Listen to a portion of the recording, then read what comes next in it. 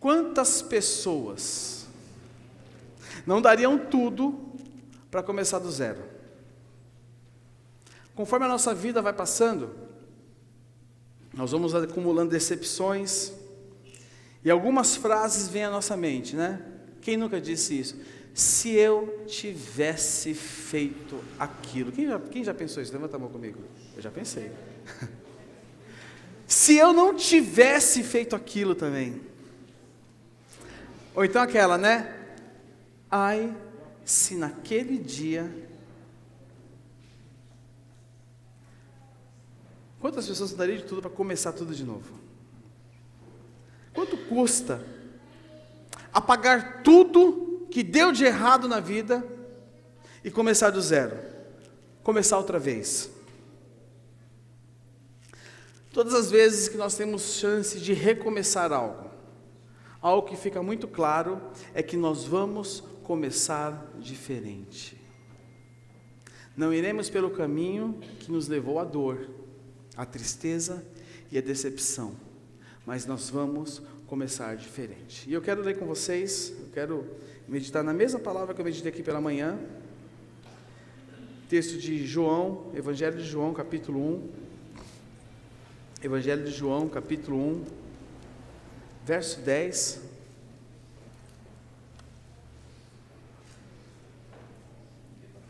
Evangelho de João, capítulo 1, versículo 10.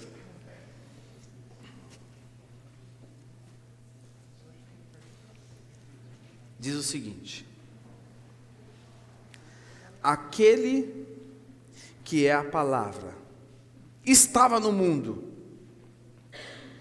e o mundo foi feito por intermédio dele,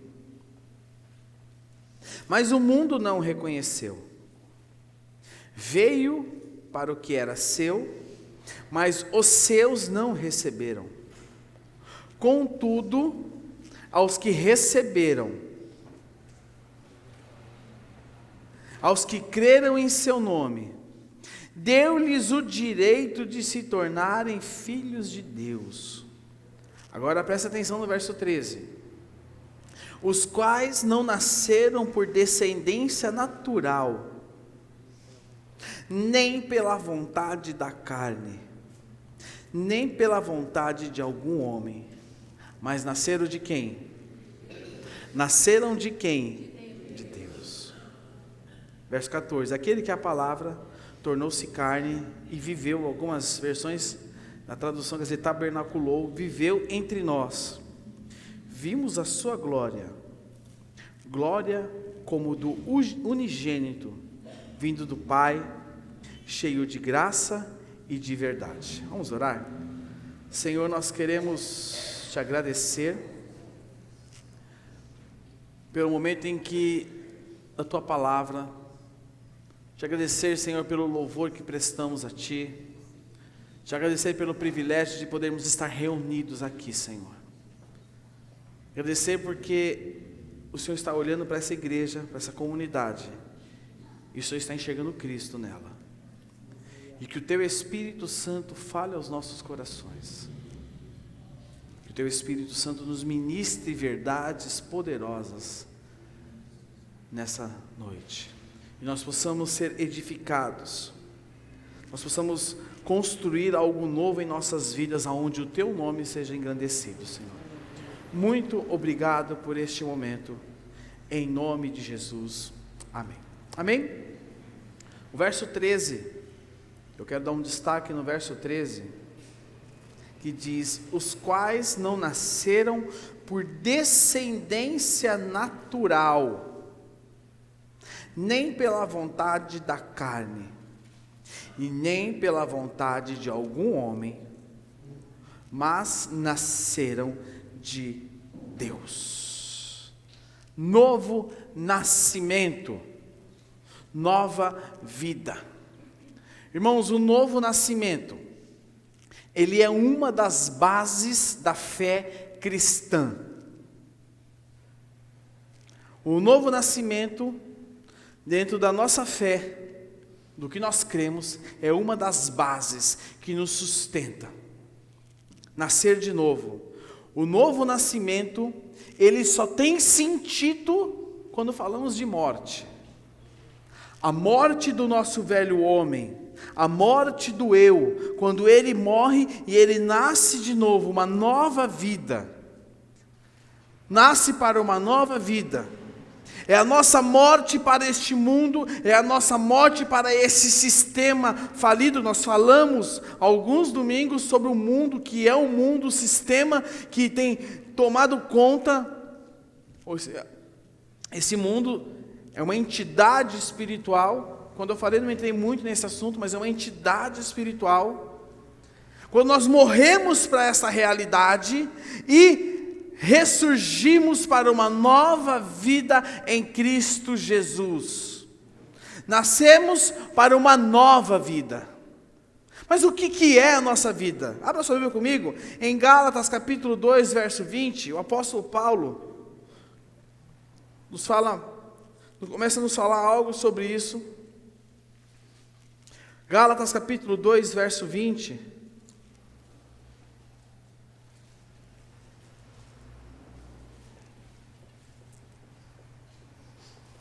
Diz assim: fui crucificado com Cristo.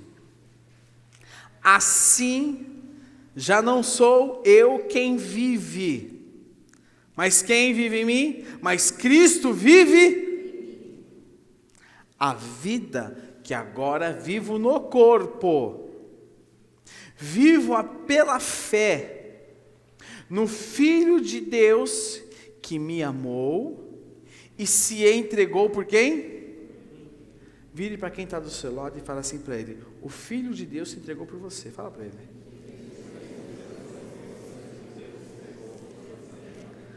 Quando eu atravesso e passo pelo novo nascimento, o que se manifesta em mim é a vida dele, é o Espírito dele. Ah, mas o novo nascimento, o que acontece mais comigo? Eu quero uma nova vida, eu quero que tudo se torne novo realmente. E muitas vezes nós já viemos para o novo nascimento com apontamentos daquilo que pode ser esse novo nascimento. Quando eu nascer o novo nascimento, eu quero que muita coisa aconteça na minha vida.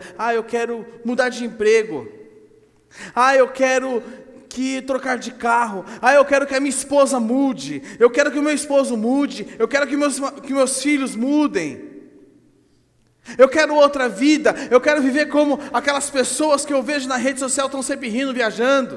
A rede social é uma mentira.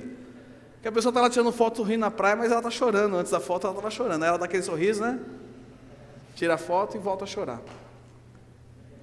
Nós vimos para uma nova vida com apontamentos aquilo que nós queremos. É o evangelho que é vendido hoje em dia. O evangelho do venha para Jesus e tudo vai dar certo. Venha para Jesus e os seus problemas acabaram. Seus problemas acabaram? Aumentou, né, Edivaldo? O sapato até apertou um pouquinho mais. A nova vida não significa que eu não terei mais problemas. Porém, ela significa que a maneira como eu encaro os meus problemas será diferente. Porque os meus objetivos mudam. A minha visão do mundo muda. Tudo que eu faço, aonde eu estiver, eu faço para a glória dele. O jeito que eu encaro a minha relação com as pessoas muda. Por quê, meus irmãos? Porque uma nova vida se manifesta em mim. Uma nova vida se manifesta em mim. E nós temos um exemplo na palavra de Deus de um jovem que se aproximou de Jesus, para Jesus dar para ele o que faltava na vida dele.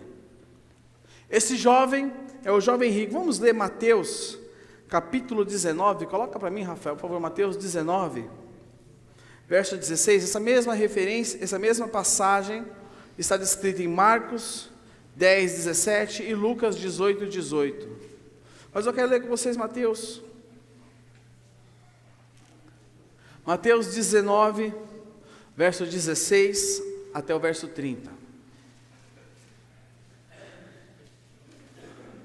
E a Bíblia Sagrada nos relata o seguinte: eis que alguém se aproximou de Jesus e lhe perguntou: Mestre, que farei de bom para ter a vida eterna? Respondeu-lhe Jesus: por que você me pergunta sobre o que é bom? Há somente um que é bom. Se você quer entrar na vida, obedeça aos mandamentos. Quais? Perguntou ele. E aí eu fico imaginando aquele jovem, né? Chegou até Jesus, querendo a vida eterna, e Jesus fala bem da seguinte: você tem que obedecer aos mandamentos. E aquele jovem falou: poxa vida.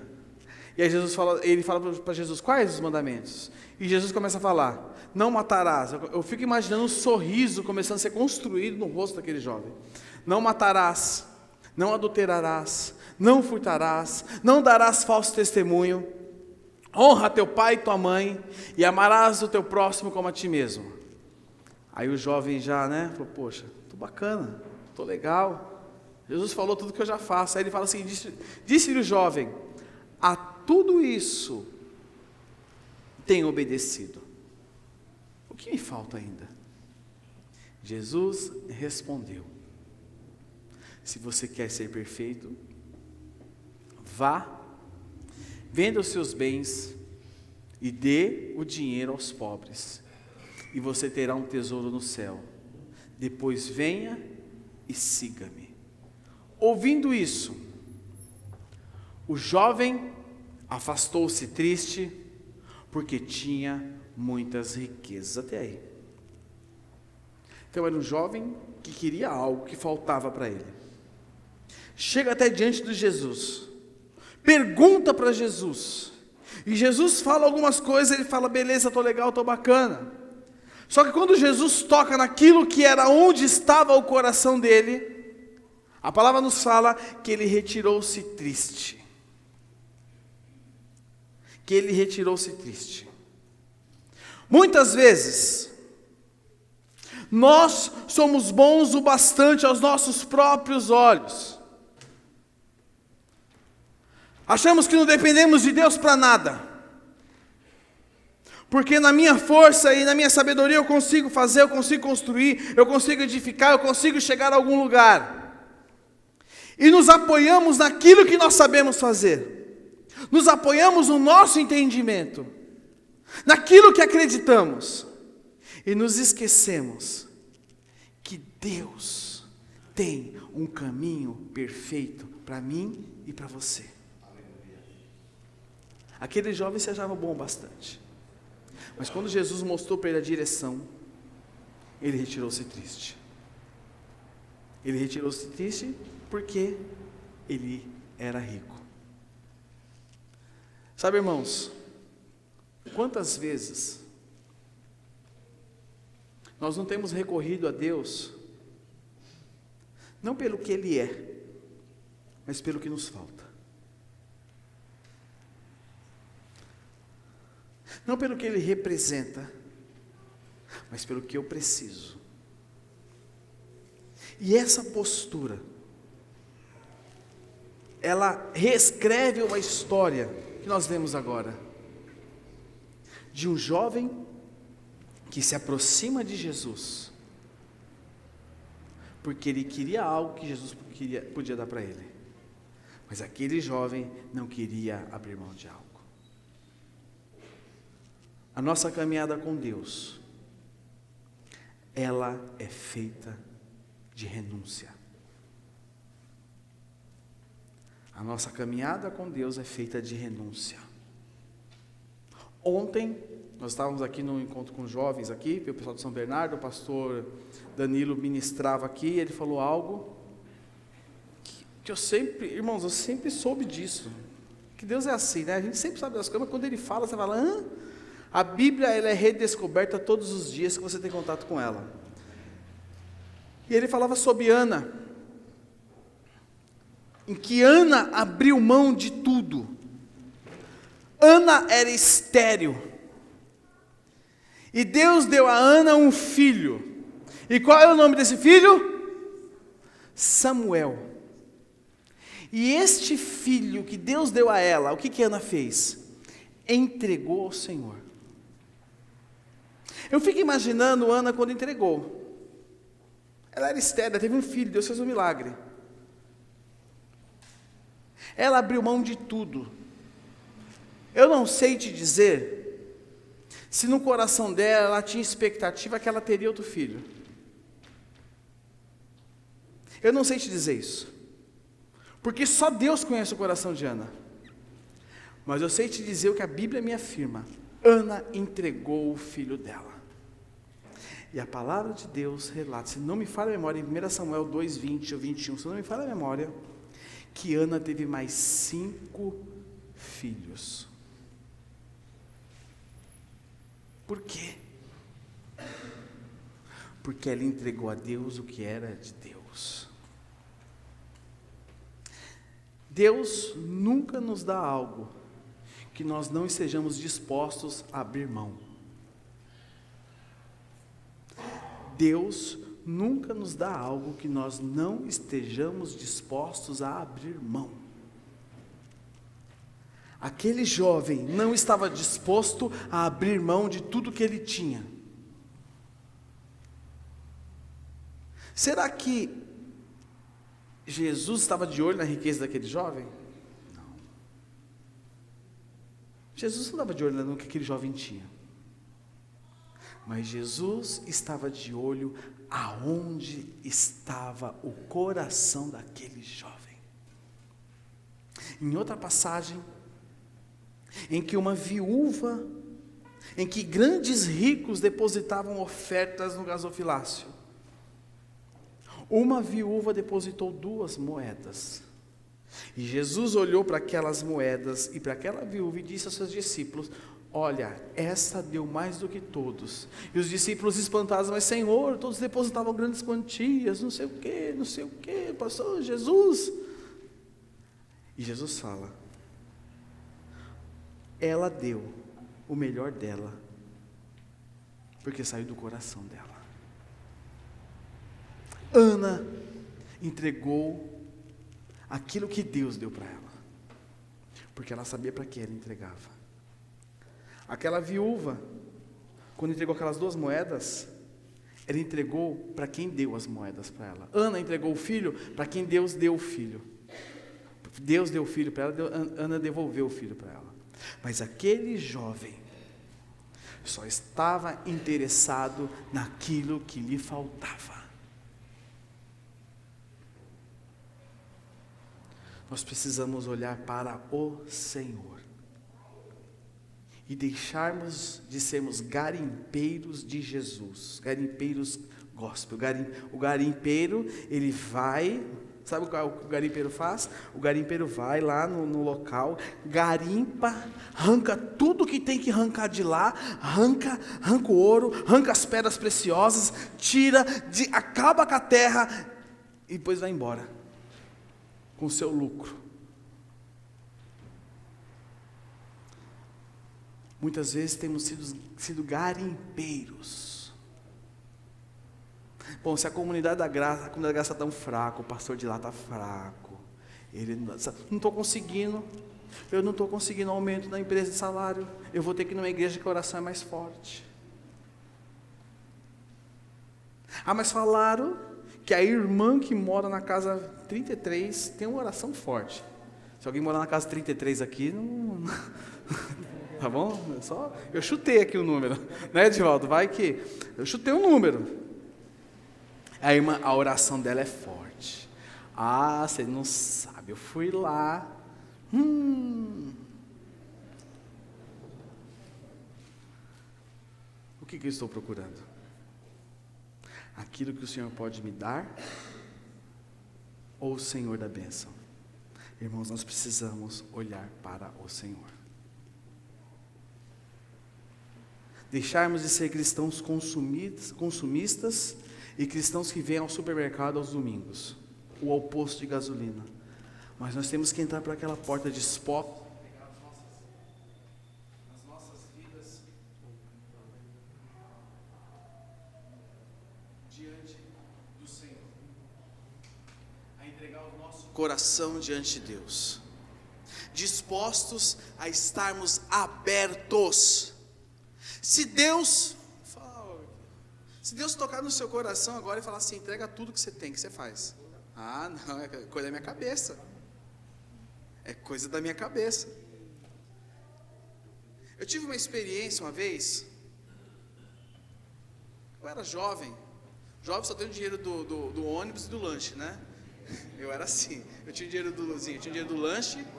Não, dinheiro não, do lanche não. Eu tinha o passe, o bilhete. Lembra do passe de ônibus?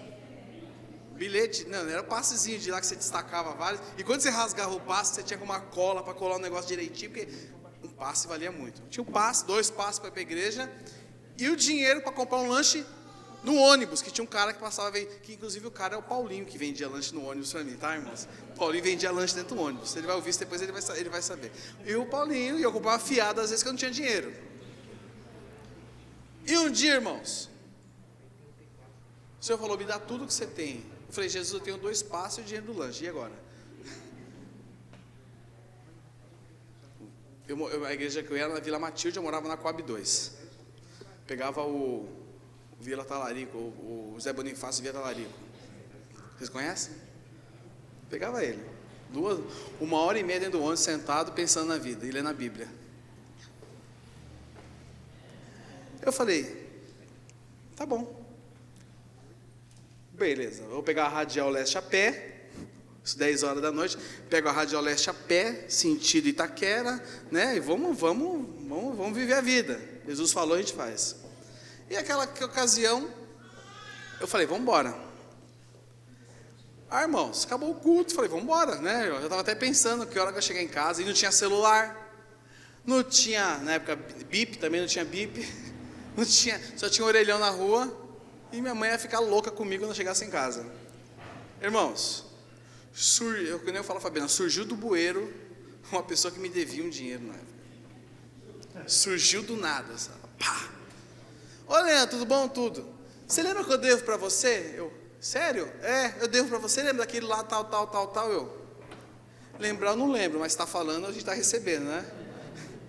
Irmãos, a pessoa me deu ali, pagava 1 mês de ônibus, mais uns 10 lanches no ônibus. Por que eu estou falando isso para você? Muitas vezes nós somos duros àquilo que Deus nos fala. Nós não damos vazão a ouvir a Deus. Aquele jovem, ele queria ouvir algo de Jesus. Quantas vezes nós não entramos por aquela porta querendo ouvir algo de Deus? Eu quero ouvir isso hoje, Jesus. Eu quero que o Senhor me fale exatamente isso. E Deus fala outra coisa. Senhor, eu vim trazer aqui o meu filho Samuel para te agradecer. Me dá Samuel. Jesus, dá Samuel. A palavra fala que Ana teve mais 5 filhos. Se eu não me falha a memória, eram mais 3 meninos e 2 meninas. Se não me falha a memória. É isso mesmo? Então estou bom de Bíblia. 2 e 1, acertei? Olha, não me peçam os números da loteria não, que eu não... Irmãos, nós precisamos aprender a olhar ao Senhor. A característica de quem nasceu de novo é olhar para Deus. Quem nasce de novo fica apaixonado por Jesus a ponto de querer ficar olhando para Deus. Eu quero ficar olhando para Deus. A marca de quem teve um novo nascimento é... Abra sua Bíblia comigo em 1 João, capítulo 3, verso 10. 1 João, capítulo 3, verso 10. Está difícil, hein, irmãos? Som, voltou? Tá bom. 1 João, capítulo 3, verso 10. Diz assim, achou aí?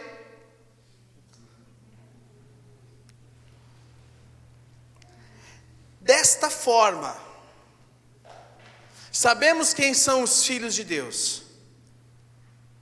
E quem são os filhos do diabo? Quem não pratica a justiça, não procede de Deus, tampouco quem não ama seu irmão. Ainda em 1 João, vai até o capítulo 4, verso 7.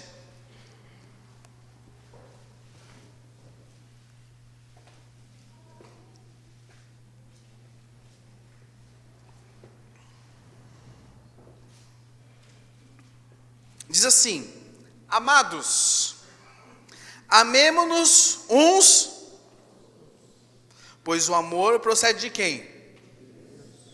Aquele que ama é o quê?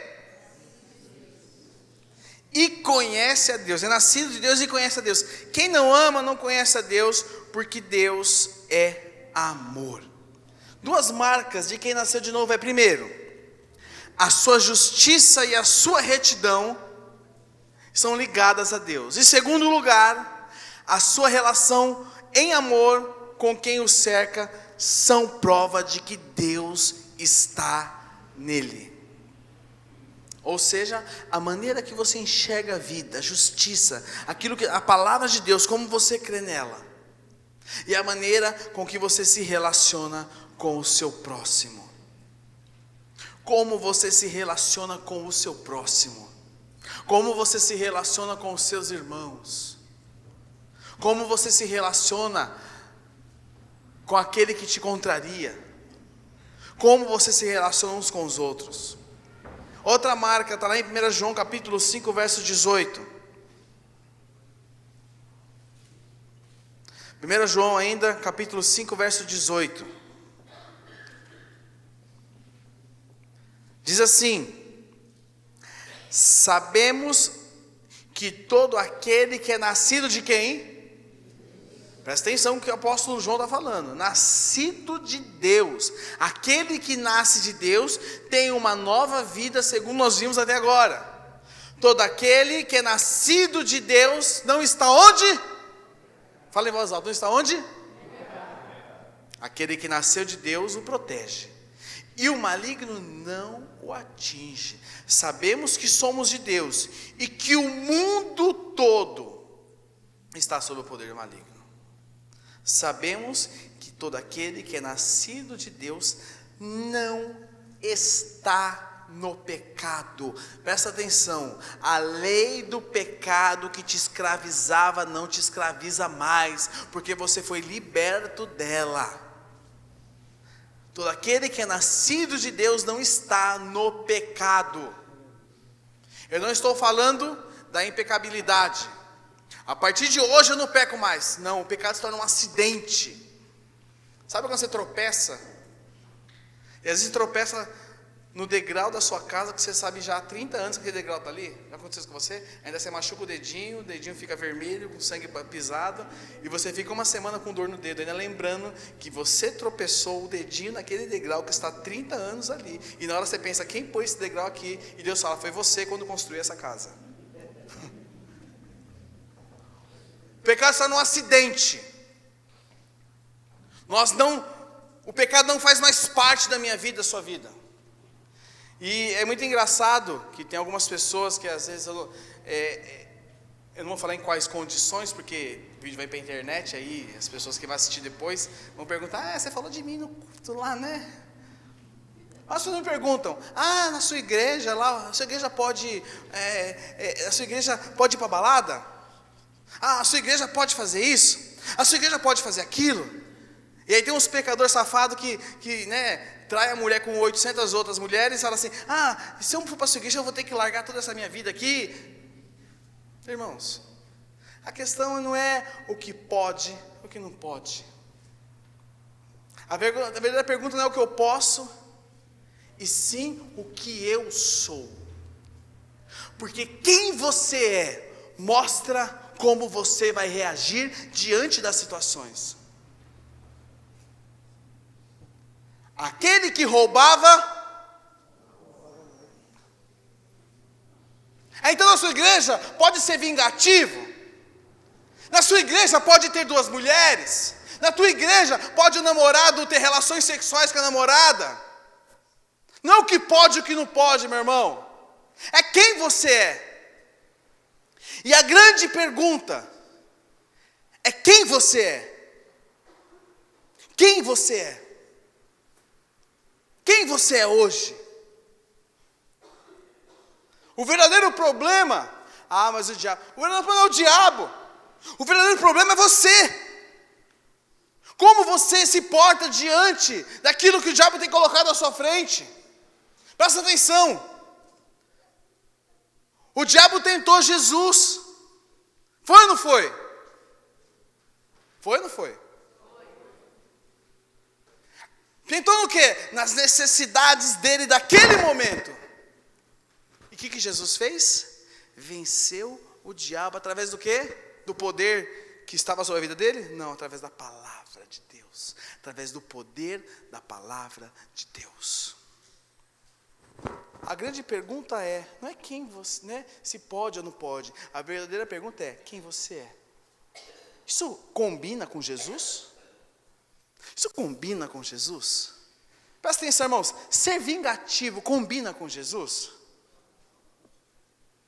Você via Jesus com os apóstolos lá? Quais eram os 3 mais próximos de Jesus? Pedro, Tiago e João. Quem era o mais próximo dele? Você via Jesus com João lá? Então, João. Você viu Pedro? Estouradinho ele, né? Todo estouradinho. Só faz besteira. Não. Ele amava ele.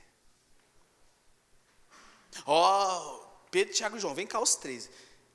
Estou falando porque eu amo Judas, tá? Mas eu acho que Judas vai aprontar alguma coisa comigo. Gente, não quero falar mal de... Não.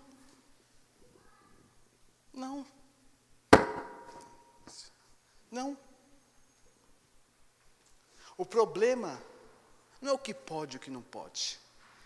O problema é quem você é. O problema é, você nasceu de novo. Presta atenção, os nossos filhos quando são pequenos, a gente tem que falar para ele sim e não. Pode ou não pode, ou não é. E ainda você coloca uma condição. Se for por esse caminho, a vara vai cantar. Não é verdade? Chega uma certa idade, que são os princípios que você ensinou para ele que vai prevalecer. Não é o que pode, não pode. O problema é o quanto da palavra de Deus você tem em você. É o quanto você tem da palavra em você. Antes de Cristo, você enxergava o mundo por uma lente. Após Cristo, você enxerga o mundo por outra lente. E eu não consigo enxergar o mundo com o novo nascimento do meu irmão. Eu preciso ter a minha experiência. Por exemplo, se eu pegar o óculos aqui da tia Cris. Presta aqui seu óculos, tia Cris. Presta seu óculos aqui. Jesus. Não rola, irmãos. Você tá pior que eu, tia Cris. Não rola. E além de ficar feio também, né? Não rola. Porque eu não consigo enxergar o mundo pela ótica dela. Eu não consigo. E tem alguns que precisam de óculos, né, Edivaldo? O Edivaldo está lutando contra isso, mas eu vou ver o Edivaldo de óculos. E vou tirar uma selfie com ele. Eu não consigo. Eu preciso ter a minha experiência. Eu preciso ter a minha experiência. Preciso ter a minha experiência. Quem é você? Tem uma história de um aluno da escola dominical. Disse ao professor dele o seguinte: tenho um temperamento terrível. Sou muito bravo, muito nervoso. Mas até certo ponto, eu devo ser perdoado. Porque eu herdei isso do meu pai. E o professor então perguntou para ele assim: Você é nascido de novo? Sim. Eu estou certo que nasci de novo. E o professor perguntou para ele: Você é nascido de Deus? Sim. Deus é o seu pai? Ele falou: Sim, é meu pai. Aí ele fala o seguinte para ele, o professor falou para o aluno: E que qualidade de temperamento você herdou quando nasceu de novo? A vida de Cristo em nós nos proporciona outra vida. Quem eu era e quem eu sou. Após Cristo, a minha vida não fica mais do mesmo jeito. Quem eu era e quem eu sou. Eu preciso ter a minha experiência. Presta atenção. Você que sempre foi da igreja, seus filhos nasceram, no contexto cristão, os seus filhos precisam ter a experiência deles. Porque os seus filhos não podem enxergar através da sua lente. Você precisa ter a tua experiência. E eu não estou aqui, meus irmãos, para julgar a sua experiência. Muito pelo contrário. Eu estou aqui para acender uma luz amarela na minha vida e na sua vida. Para onde nós possamos olhar para a nossa experiência e avaliar a nossa experiência com Deus. Por isso, neste momento, eu queria que você fechasse seus olhos e curvasse a sua cabeça.